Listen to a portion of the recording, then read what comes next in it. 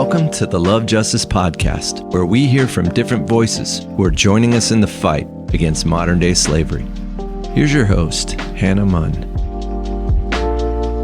Welcome to the Love Justice Podcast, where we share the ideas behind Love Justice's impactful work through conversations about fighting the world's greatest injustices.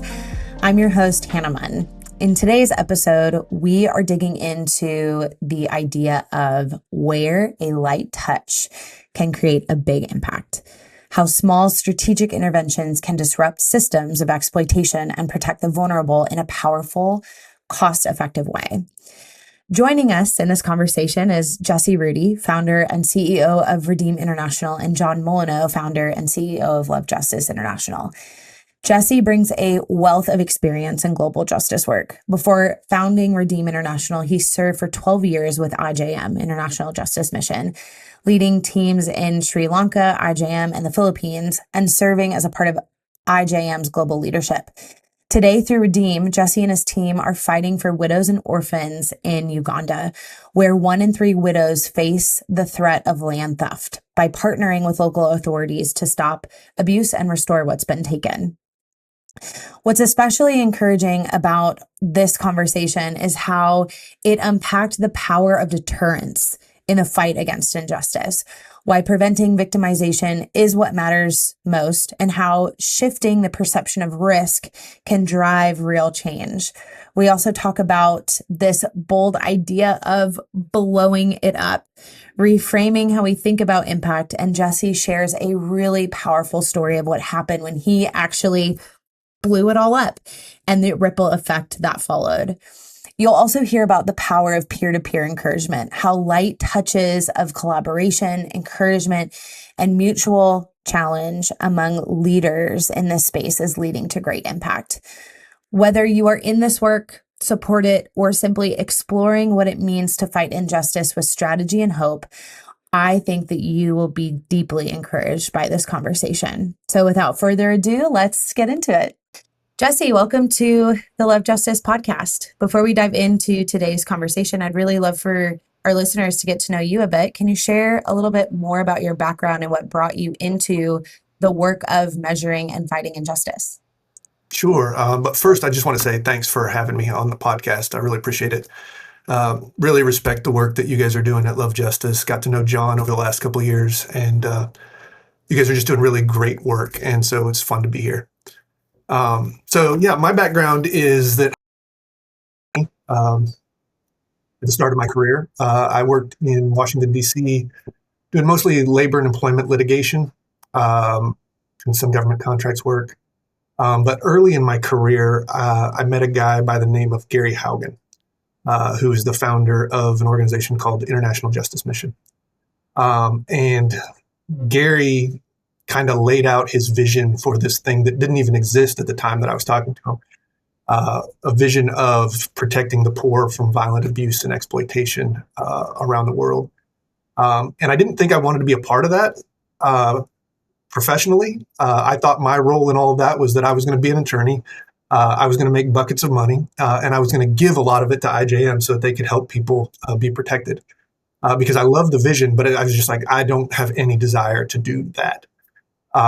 But over kind of 4 or 5 years of being an attorney, I actually found it hard to give money away. And I didn't feel as though I was having the impact that I wanted to have. And so after, about 4 or 5 years, a position came open with IJM. And I talked to my wife and we prayed about it and then threw my hat in the ring. And I ended up spending 12 years at International Justice Mission, leading teams in Sri Lanka, in Uganda, in the Philippines, and then ultimately serving on IJM's global leadership team. And kind of the centerpiece of that time was my time in Uganda. I spent 5 years designing and leading a program that was designed to combat what IJM referred to as succession-related property grabbing, which sounds like the most boring crime in the entire world. When they told me that's what I was going to be doing, I was like, that doesn't sound like sex trafficking. That sounds really, really boring. But when I got to Uganda, what I found was that if you're a woman and you lose your husband, your odds are 1 in 3 that violent men are going to push you out of your home so that they can steal the land that it sits on. And to push you out of their home, they're going to do every horrible thing that one human being can do to another. And yeah, I was hooked at that point. That's what I wanted to spend the rest of my life doing. And ultimately, that project and that time at IJM is what led me to start Redeem. Yeah, thanks for sharing that, Jesse. And if I am reading your response right, there was a little bit of like a brokenheartedness that really hooked you for the long term of being in this type of work, which we talk about a lot, and how important that is just in the work for injustice, is having that brokenhearted anointing to be able to serve the poor. And I could even hear it just in the way that you changed the tone of how you were talking, that is a big part of your why. So Yeah, thanks for absolutely. sharing that. John, let's dig into specifically Love Justice's strategy, and we can also share in just a minute, Jesse, a little bit of Redeem's strategy as well. But Love Justice's strategy, transit monitoring, attacks human trafficking at the most strategic point while a person is being trafficked. John, you've said that it's the world's only tangible human trafficking prevention strategy. Can you take us back to the beginning of when you first started realizing that? What convinced you that intervening at this specific moment could disrupt trafficking systems and save lives? Yeah. First of all, though, I just do want to say, Jesse, it's great to have you on the podcast. Thanks for taking the time, and just mention, Jesse and I have got to know each other the last couple of years. We've been at a retreat for Christian leaders called the Refuge, and we had one day a couple of years ago where we were on these pontoon boats, and we just connected around impact and around just the importance of impact. And I had always believed, and really, Jesse, you were pretty instrumental in helping me see and think about the important ways that our work could have significant impact beyond the Intercept, which is something I had always believed. So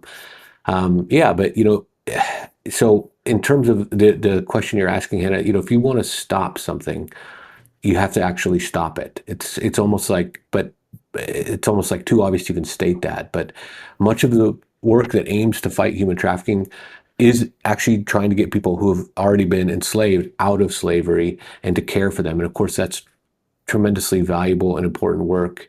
But it's also true that it would be far better, if possible, to prevent those terrible things from happening than to a person, than trying to put back the pieces after the fact.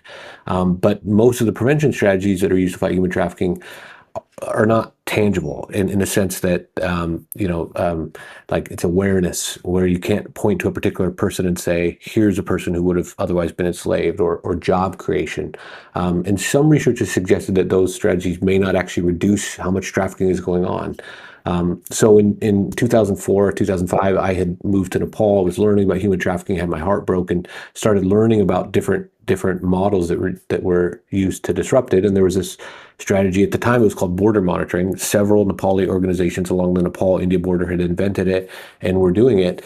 And it really made a lot of sense to me as this tangible human trafficking prevention strategy that intervenes at the most strategic moment, right when a person is in the process of being trafficked, but before they have been enslaved. And so when we learned about that, we saw that seemed like the most effective way to disrupt human trafficking, and we've been doing it ever since. Yeah, and even what you said in the beginning, John, of just how you got connected with Jesse, how you guys really geeked out over impact. I would almost, and correct me if it's fair to say this, I feel like after you met with Jesse, that led to kind of you being spurred on to really thinking about this tipping point idea. Like I think he was the one who really pushed you over the edge to start putting it to paper, encouraged you. And I think that's what's really fun about having people like Jesse on the podcast, is because a lot of our guests have played instrumental roles in spurring us on to who we're becoming, I think, in a lot of ways. And I remember, you wrote that paper and then we're sharing it. And then that's what led to kind of the tipping point vision that then gave way to prevalence. And I can just see from a small light touch of Jesse, the impact that he's having in Love Justice in some really amazing ways. So Jesse, that's to encourage you too. And I think just as a bystander of that, it's been cool to see it kind of come full circle right now. His light touch has had a big impact within Love Justice. So. Yeah. Jesse, before transitioning to the next question, can we just pause and talk about the impact of Redeem? What does impact look like for you guys? How do you measure that? Just give us a little bit of a glimpse there. Yeah, absolutely. So at Redeem, what we do is we work to protect the homes and land of widows and orphans. So like I said earlier, what we found in Uganda was that if you're a woman and you lose your husband, the odds are actually really, really high that violent criminals are going to drive you out of your home so that they can steal the land that it sits on.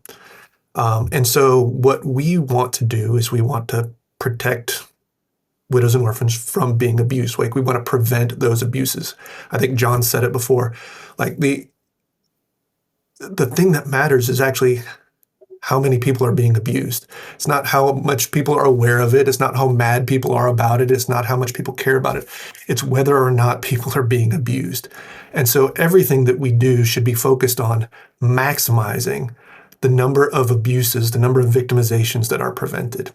And so we built a model to prevent abuses through the deterrent power of law enforcement.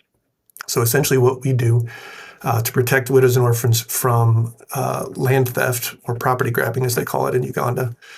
What we do is we deploy teams of local justice professionals, Ugandan attorneys, social workers, investigators, community relations, security, paralegals, to intervene directly in individual land theft cases where women and children are being driven out of their homes.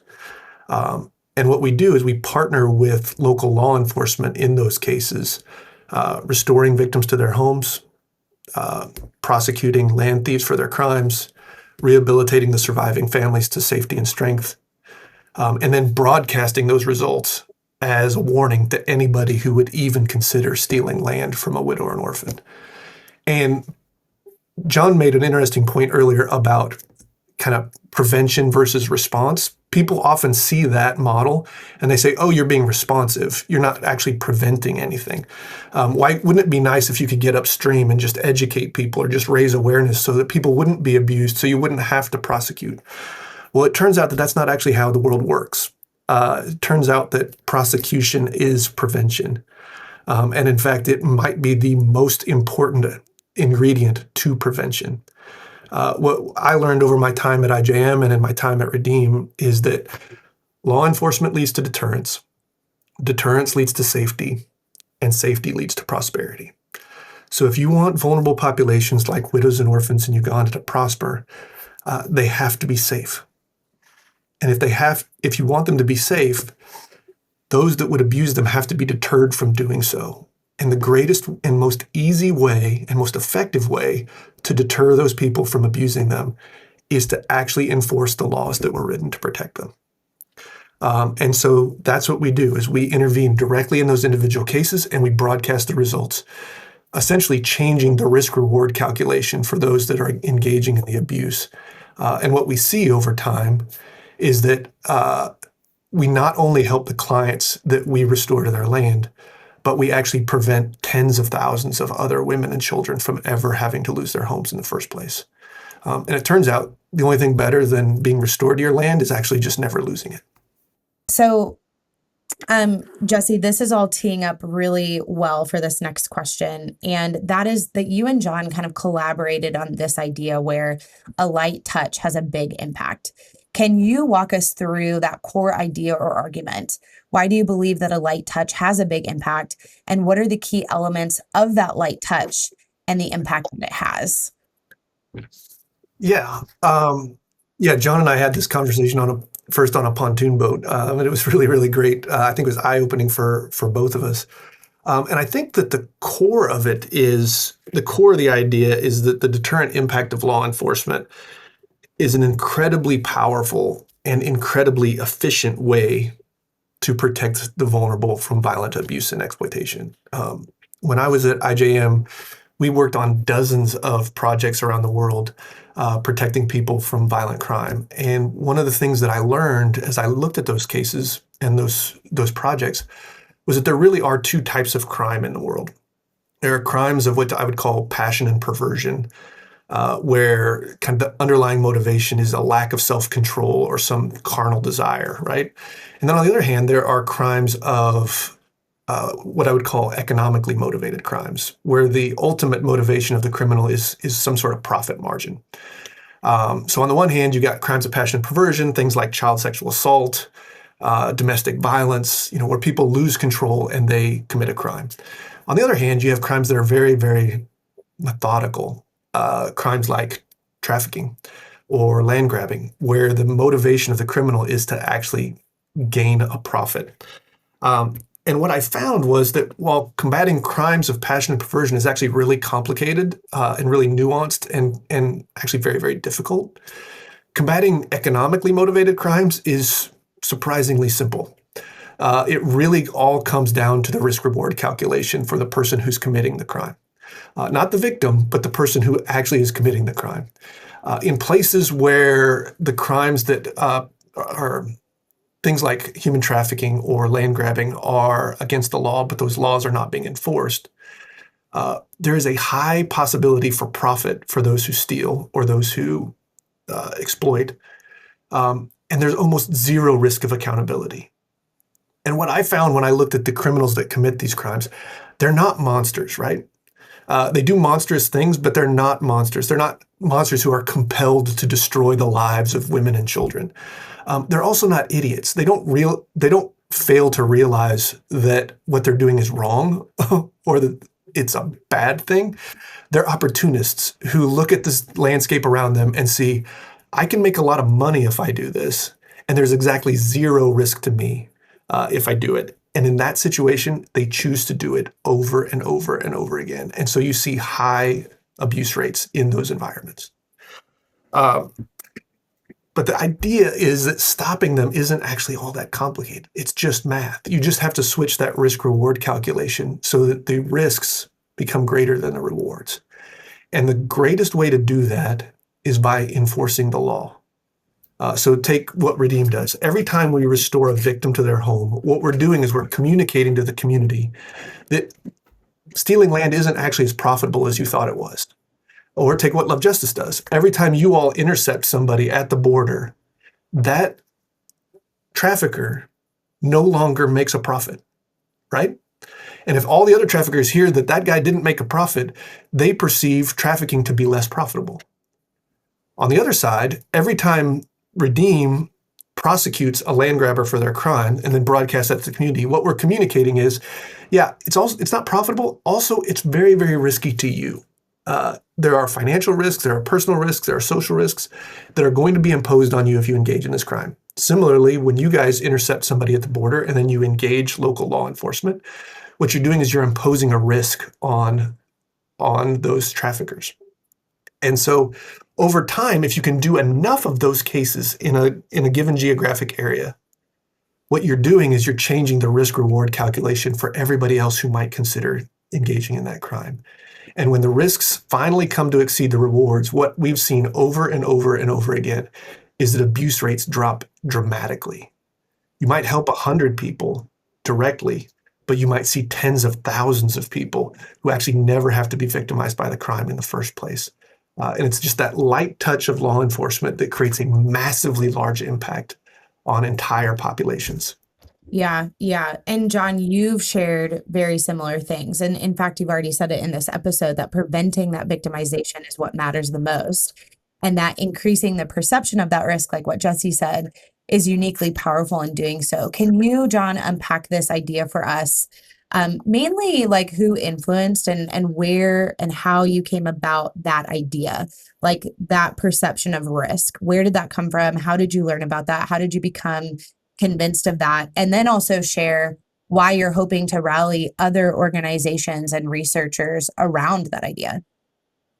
Yeah. And first of all, I'd just say, like, I very much agree with Jesse that it's an economic decision for people, and it's a risk reward calculation. And I mean, and it's about just disruption. Like when you have a situation when a crime is being committed without any disruption, a small effort can have an outsized impact. Whether that's like a single security camera placed, strategically placed, can deter shoplifting, or a police car parked along a highway can dramatically reduce speeding, or health inspections is another thing where they hardly do any health inspections, but a few health inspections significantly deter they significantly increase compliance even when they're not doing inspections. And so I think both transit monitoring and the Jesse's land reclamation strategy, that they're like police cars, especially in those places where people are able to just do it freely without disruption. They're like police cars parked on these hitherto unpoliced highways that lead to slavery or to land theft for the most vulnerable people in the world. And it makes a lot of sense to me, and it always has. Jesse, you really, when you started sharing your thoughts about this, it really kind of emboldened my thoughts about it. And now I think in your work, and I think in ours, we're really starting to see and believe in the significant, especially in situations where things are happening without a disruption. A light touch can have a significant impact. So, and can you guys, like, one thing I'd love maybe for each of you to touch on is what influences did you have in thinking about that, like diminishing the risk and deterrence? Was this just something that you learned by doing the work and figuring it out along the way? Were there authors, were there researchers, were there other NGOs that helped cultivate this idea? Jesse, I'll let you go first because you probably have a lot more to say about this than I do. But maybe I should go first for that reason. Yeah, go ahead, John. I mean, to me, just thinking about it is the main thing, and then talking to Jesse and hearing from him, and then kind of learning about deterrence theory, or just, I don't even know if it's even called deterrence theory. Learning about just the studies of deterrence, and just dipping my toe in the water, and then this idea of the current. Of course, there's diminishing. Of course, when law enforcement responses become increasingly robust, there's going to be a diminishing return on each extra $10,000 you spend compared to the first $10,000 you spend. And so it all just kind of came together in a way that made a lot of sense for me. Jesse, this actually Jesse probably, was a big part of that. Yeah, Jesse, this probably touches a little bit on the question that I had for you. So maybe I'll ask that, and then you can piece it all together in a way that is helpful. But you guys do draw on that idea of the economic principle of the law of diminishing returns to explain how deterrence works. So for listeners who might not have an experience or background in economics, can you explain how this concept helps us think more strategically about preventing exploitation? And then you can also share some of the influences over the years that have helped you come to that idea. Yeah, so I will say I definitely don't have a background in economics. I did go to UVA for law school and had a number of professors who kind of were of the law and economics bent, and kind of the idea of using the law to change the incentives for people to prevent bad things from happening. So I think that's probably what got my mind started in that direction, were a lot of my professors in law school that focused on law and economic theory when they were teaching. But I think the aha moment came for me when I was leading that program at IJM to combat property grabbing from widows and orphans in Uganda. When I got there, we were really just trying to figure out how could we help protect an individual woman, an individual child? How could we put them back in their home? And the original strategy when I got there was actually a mediate first strategy. So basically, a woman would get driven out of her home by a violent criminal to steal 2 acres of land. And we would bring her, and we would bring him, and we would bring the local clan leaders and local religious leaders and political authorities together.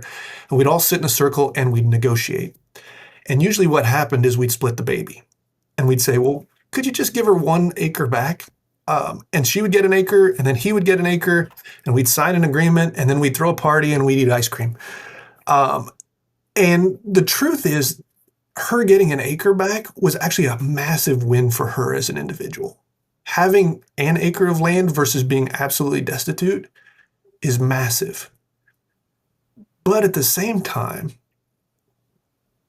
it was a loss for the entire community, because what we were communicating was that it's actually okay for you to steal land. You will profit from it. You won't profit as much as you'd like, but you'll profit from it. And not only is there no consequences, we're actually going to throw a party and we're going to get you ice cream when it's all over. We think it's that great. And I was actually flying home for the IJM's Global Prayer Gathering, and I had my Jerry Maguire moment, and I wrote a memo that was entitled, "I Want to Blow It All Up." And in the memo, I basically said, we're really good at restoring individual victims to their homes. And I think we're doing a disservice to all of these other widows and orphans in that we're incentivizing people to steal more land. And I do not think that's appropriate. And the great thing about the folks at leadership at IJM is they looked at that and they were like, absolutely. We know about the deterrent impact of law enforcement. We want to see it preventing crime. Blow it all up. And so we blew it all up. And we decided we're not going to mediate first. We're going to prosecute first. And in every case, we are going to prosecute these men for the crimes that they've committed against these women. We're going to hold them accountable for what they've done.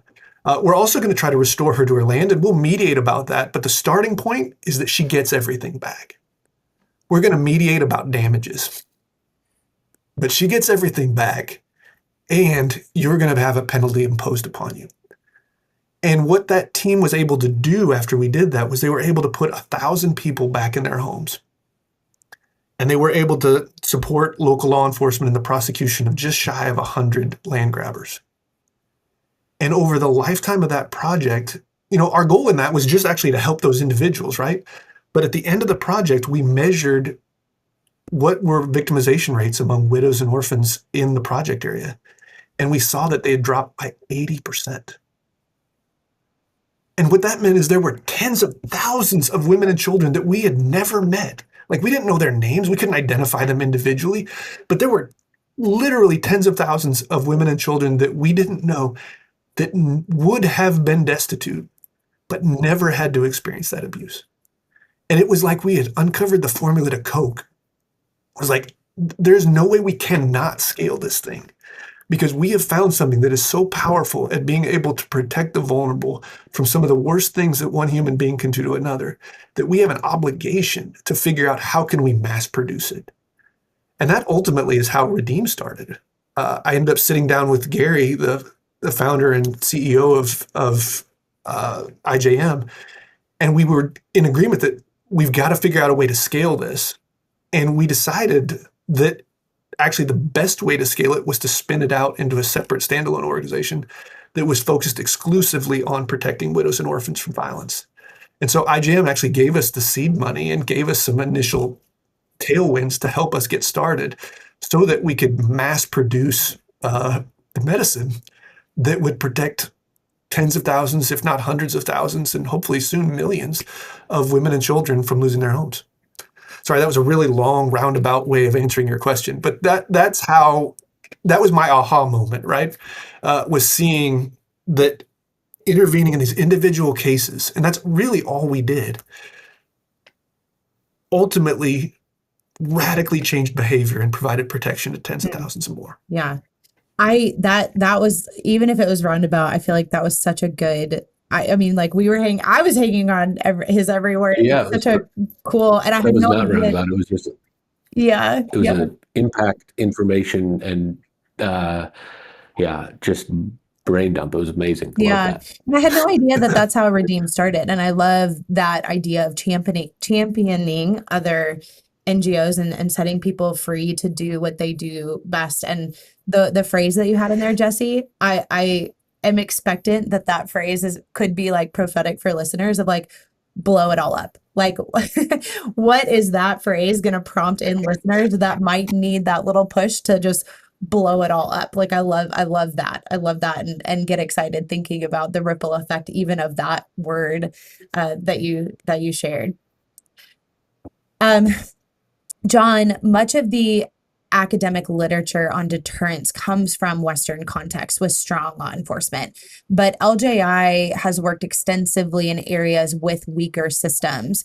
Why is that distinction important, and how does it reshape what's possible when it comes to disrupting exploitation? And maybe what are the challenges that come with working in weaker justice systems? Yeah. There's a lot of them, and Jesse could probably speak to them better than me. But in the United States, we have, according to Walk Free's latest Global Slavery Index, the 5th strongest government response to human trafficking or to slavery, and we're 122nd in the prevalence of slavery. So you have highly effective. So you're on this. If you have this curve, you're on the upper part of this curve where it's really hard to move the needle much, and that next $10,000 might not do that much. And it's also rated as amongst the least vulnerable countries in the world.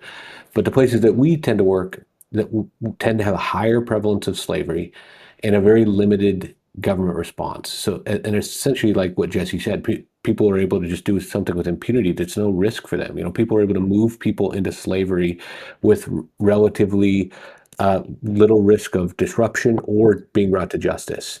And it's not necessarily because the governments don't care about stopping slavery. At least to my understanding, they do. Slavery is illegal in every country in the world, but police efforts in an area will tend to naturally focus on the problems that are most important to the local people to that area. And human trafficking is in some ways kind of like the ultimate non-local crime.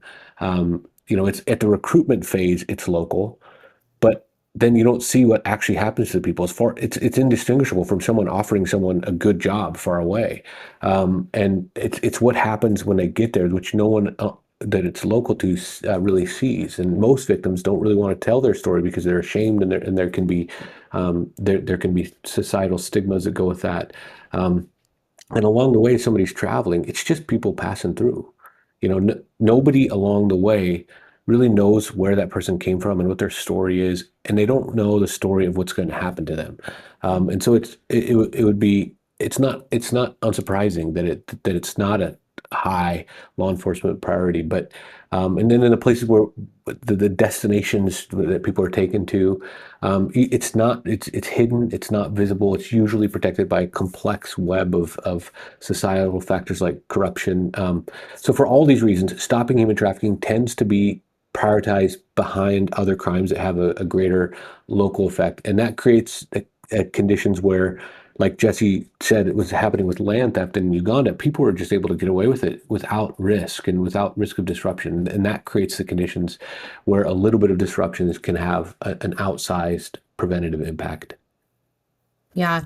And Jesse, your experience in Uganda highlights how small shifts in perceived risk can yield massive results, both in terms of lives impacted and cost effectiveness. You also have mentioned before that you saw similar results in a number of projects while you were working at IJM. Can you share a little bit more about what that looked like, what they all had in common, and maybe with the thought of listeners who might be looking to invest in similar organizations, or maybe thinking about how to do their work even better with some of the principles that we've talked about in this podcast? Yeah. So when I was getting ready to start Redeem, I tried to look at other examples of projects that were successful and projects that were unsuccessful. And I looked across IJM's portfolio, and I found that overwhelmingly the successful projects were those projects that were combating economically motivated crimes. And in fact, IJM had 9 different projects at the time that they were combating either land grabbing, sex trafficking, or labor trafficking. And they had actually measured the project's impact on victimization rates. And in all 9 of those projects, combating 3 different crime types in 5 different countries across 3 different continents, in all 9 of those projects, you saw the headline victimization rate drop by 70% or more in less than 6 years. And I started to see a pattern. What you saw was that what iJam was doing and what we're doing at Redeem now and what you all are doing at Love Justice is you're entering into those spaces where the law is just absolutely not being enforced. And the truth is, people live in reality. As John said, trafficking is illegal in every country in the world. Turns out stealing land is also illegal in pretty much every country in the world. But people live in reality, and reality is not, the law is not what's on the books. The law is what people actually see happen. And if I'm an average guy in rural Uganda and my neighbor's husband dies, when I look back into my memory and I think of all the times that I saw a man steal land from a widow, I can't think of a single time that somebody was actually arrested for it. And so reality, there is no law. And in that space, I'm going to take that opportunity because it's highly profitable and there's no risk. And what I found is that when you inject law enforcement, this is the light touch you were talking about, you inject just a small amount of law enforcement into that system, you have a massive impact. That impact is somewhat slow. What I found in examining the projects that I'd worked on and the others in that portfolio was that in the first year, you're really just helping your clients. You're engaging in individual cases and you're helping your clients, and nothing's really shifting. I would say in the community's eyes, you're a curiosity, but you're not an indication that there's a new sheriff in town, right? But if you keep at it and you get to this tipping point, you engage in a critical mass of interventions. By years 2 to 5, you see a massive drop off in victimization rates as people are bailing out because it's now risky and it's not making as much money as they thought it would. And what happens when you get to about year 5 or so is that it tends to reach a new normal. It never goes to zero. If anybody ever tells you that they're going to eliminate violent crime or eliminate trafficking completely, they're lying to you. They're going to get it to a new normal because there's always some perpetrators out there who are either too stupid or too stubborn to give up on abusing the poor. But once you get to that new normal, then the marginal return on doing more cases actually decreases because you don't need to do as many cases to maintain a perception as you do to change a perception. John used the example of the camera, right? Or the health inspection. You actually don't have to do that many health inspections once people realize that health inspections do happen. Because then it's just the threat of the health inspection, and you only have to do a couple here and there and impose some consequences, and that causes compliance among a wide swath of a population. And so the way that we look at it when we're investing is marginal return on investment. We want to engage in as many cases as we can, as quickly as we can, so we can get to that spot where it drops off the table and gets to that new normal. Once it gets to the new normal, we want to equip local law enforcement to be able to do the minimal amount of work to be able to maintain that new normal, maintain continuing protection for that vulnerable population. You've seen the headlines. You've heard the stories. Children are being trafficked every single day, and everything in you says this has to stop. But rescuing kids after exploitation is never enough. If it were your child, would you sleep soundly knowing that they might be found after being taken? Or would you want to know that they were never taken at all? At Love Justice, we've spent the past 20 years building a proven model to stop trafficking before it happens, training local monitors, intercepting at key border points, and reuniting kids with their families. We can do this for $112 per person intercepted. But there are more borders, more children, more lives at risk than we can reach right now. That's where you come in. Join Project Beautiful, our monthly giving community, and stop trafficking before it starts. Visit projectbeautiful.org. So Redeem is in its 5th year, and I'm curious if you've seen a decrease in the number of cases that you've been taking on, and if that has your team thinking about where can we start working next? Or have you guys thought about or in a place where you're thinking about scaling now that you've maybe reached that tipping point in Uganda, or are you still chasing the tipping point? So, yeah, our original plan in Uganda was that we wanted to deploy 10 intervention teams to strategic locations across the country. Last month, I was in Uganda doing the onboarding of teams number 9 and 10.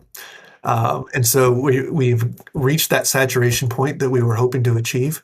And in October, I will be in Zambia launching the pilot team in that country. So we're looking to replicate our model there and trying to test the conditions of the legal system to make sure that the way that we operate will work in conjunction with the Zambian government. Wow. Congratulations. I feel like that's a big milestone for you guys. Yeah, it's been a big year. We're really, really excited about where we're at right now. Nice. Well, John, we've spent the last 45 minutes talking about the concept of a light touch having a big impact.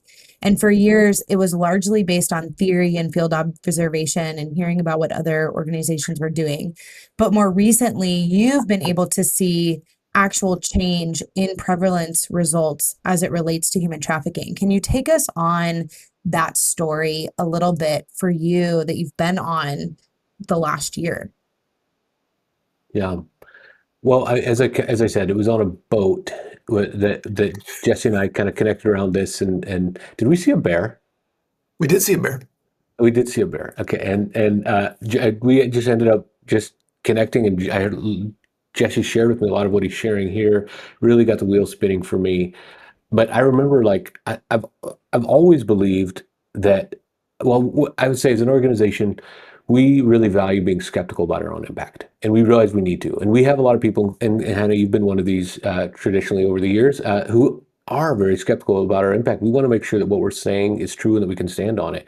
But I've nonetheless always believed that intercepting people and the arrests and prosecutions that accompany transit monitoring had a significant preventative impact. But I've never really had any way of really knowing much about that. And Jesse, you told me a number. I don't even remember what the number was. You told me something like, based on what you had seen, you said, I think that it's likely that for every one that you intercept, X number of people are actually prevented. And I was actually very surprised by that number. And I was kind of like, and that's when you and I kind of started collaborating on some of the ideas behind this. But for us, it's always been the gold standard to be able to actually show a reduction in the prevalence of a crime like human trafficking or slavery. The Walk Free Foundation, through their Global Slavery Index, is the only organization in the world that does country level slavery prevalence reporting. And they've done multiple reports in 2013, 2015, 2016, 2018, and 2023. In their early reports, we were pretty skeptical about it. And we, for a long time, we were exploring a plan to measure prevalence ourselves, and also to try to help validate their methodology. And it was a 1-year goal for us, but it was like we had to measure human trafficking prevalence, do transit monitor for 4 years or 2 years, and then measure it again and see what the results would be. So it was always kind of like this holy grail that was forever far away. But this November, I was reading about Walk Free, and I learned that their methodology had really evolved and improved, and that ILO had recently signed on to it. And just before boarding a plane on a Friday, I was like, I just need to check what has happened to the prevalence of slavery and I just thought the top 5 countries of our impact: Nepal, India, Malawi, Kenya, and Uganda. And so I just check. You have to actually get into the Walk Free reports and look at their rank, and I was floored by what I found. In all 5 of those countries saw the prevalence of slavery decline. And so I go through the weekend. On Monday, I'm like about to write an email to everyone at Love Justice announcing these amazing results. And then I just thought I should just check the 6th. And I checked Bangladesh, and it too declined. And, you know, I won't give you, I'll just say by the time I'm checking 11, 12, 13, I'm weeping, you know, by what I'm seeing. And in the end, what I found is that every single one of the 16 countries that Love Justice is working in has seen the prevalence of slavery decline by an average of 9% per year over the course of our work.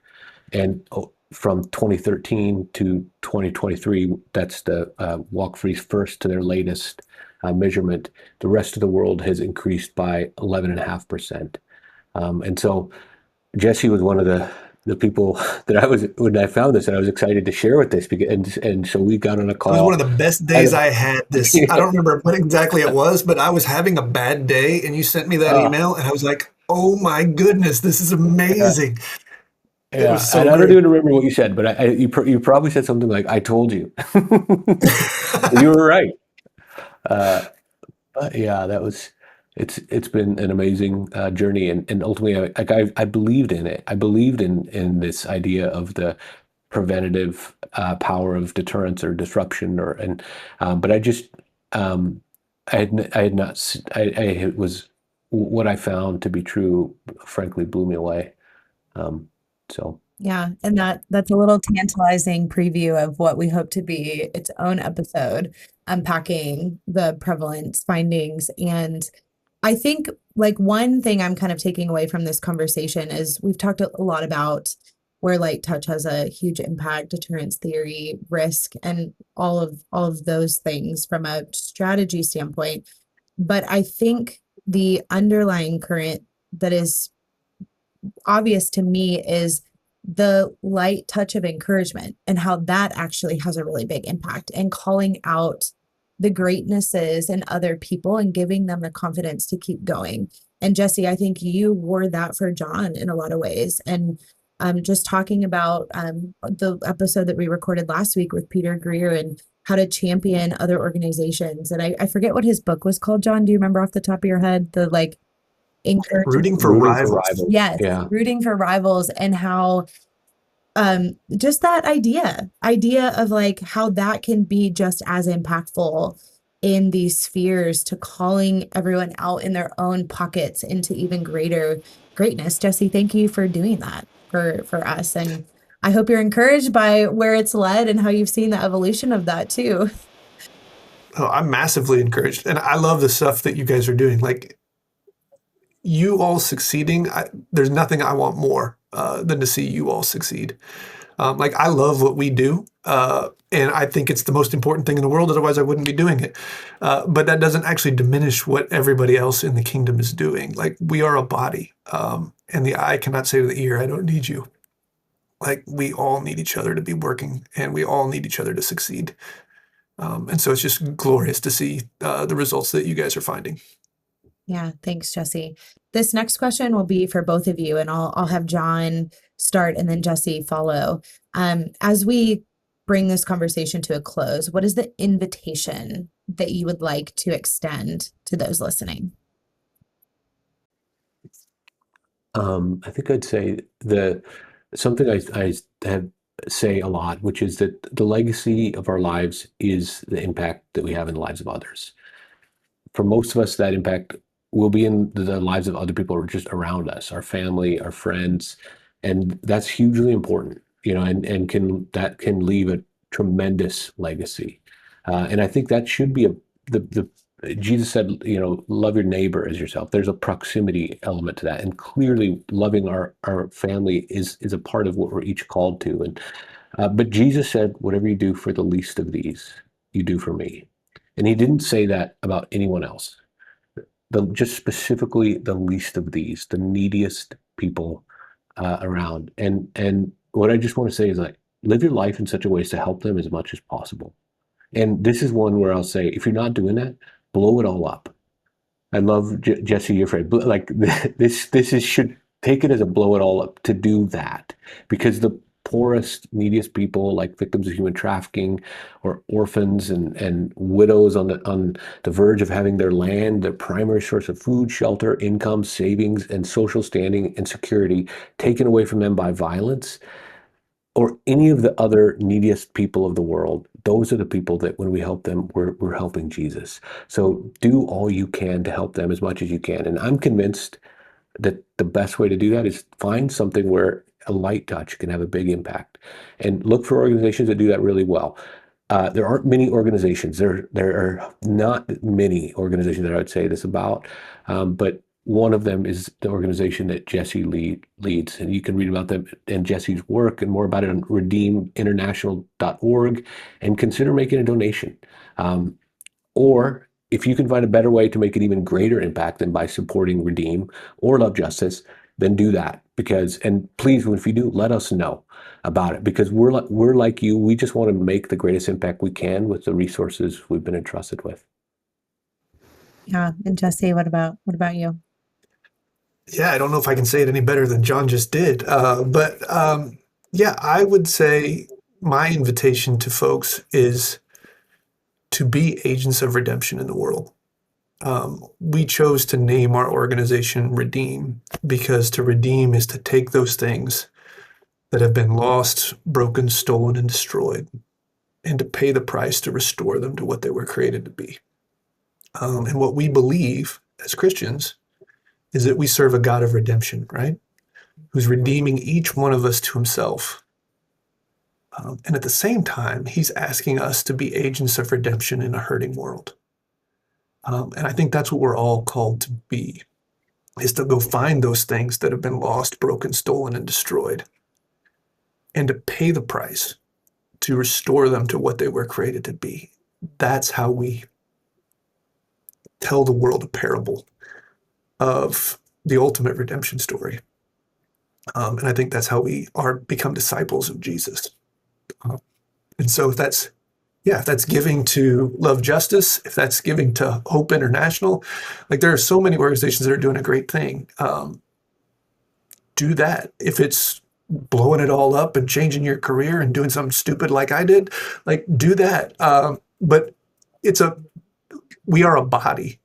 And the body has many parts, and all of its parts are many. It forms one body. And so do what you were made to do to redeem those things that are broken.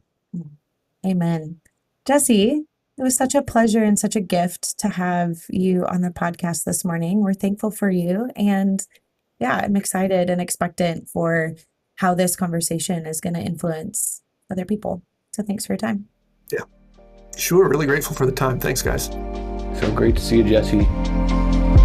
We are grateful for the generous support of the Love Justice community. Please consider joining our family of donors. Learn more at lovejustice.ngo.